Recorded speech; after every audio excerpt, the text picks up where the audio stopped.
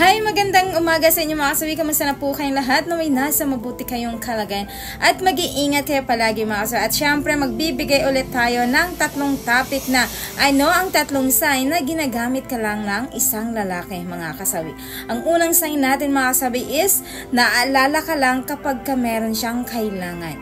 Alam nyo ba yung mga kalalakihan kapag ka eto ay ginagamit ka lang, mabilis mo lang itong malaman mga kasawi. Kasi nga kukontak lang eto sa'yo kapag meron siyang kinakailangan sa'yo, nahihingiin. Kukontak lang ito sa'yo kapag meron siyang gustong ipabili sa'yo mga kasawi. Kumbaga in short, kailangan ka lang niya kapag meron siyang kailangan sa'yo.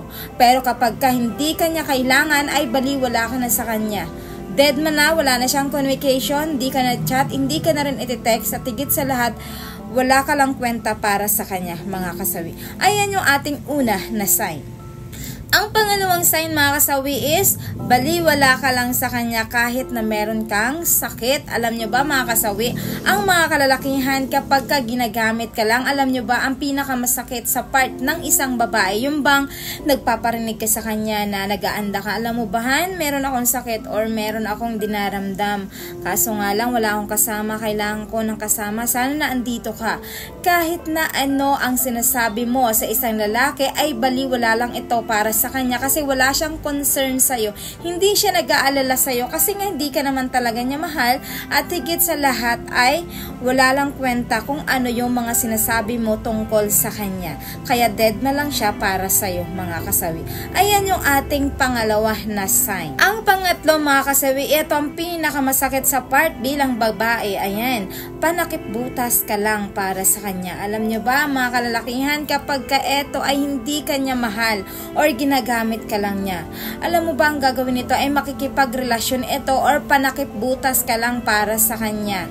Kasi nga dahil nasasaktan siya doon sa totoong minahal niya. Tapos ikaw, para gusto niyang makalimot, ikaw yung ginamit niyang way para naman mas makalimutan niya yung taong yun na minahal niya. Pero ang ending naman pala, hindi ka naman talaga neto pamahal. Kumbaga panakip butas ka lang sa panahon niya. Yung mga panahon na nasasaktan pa siya, yung mga panahon na humihilom pa siya, yung mga panahon na gusto niyang makalimutan ang taong mahal niya. Kaya ang ginawa niya ay niligawan ka niya at talagang pina-inlove ka niya para sa kanya mga kasawi. At ang ending nito mga kasawi, hindi ka rin naman talaga nito mahal.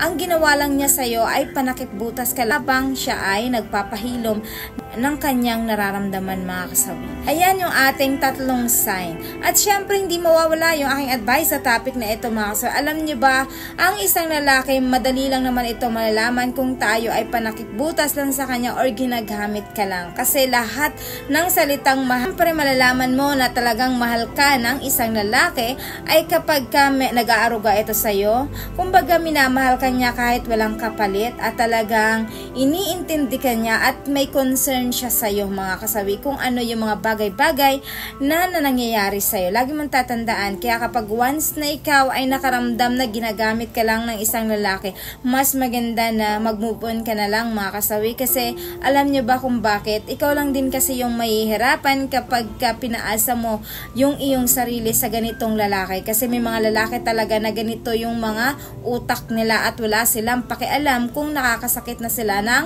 ibang babae na ginagamit nila mga kasawi. Basta para sa kanila ay makasarili lang sila at wala silang nararamdaman kung ano ang mangyayari doon sa babae na ginagamit nila. In short ay talagang ginamit lang niya ang isang tao mga kasawi habang siya ay nagpapahilom ng kanyang nararamdaman. So ayun lang mga kasawi, maraming salamat sa patuloy na pagsuporta niyo sa akin, sa walang sawang pag-share at pag-comment. Sa mga hindi pa po nakapag-subscribe mga kasawi, pwede na kayo mag-subscribe, pwede na rin kayo mag-follow para updated kayo sa topic ko araw-araw. Magandang umaga!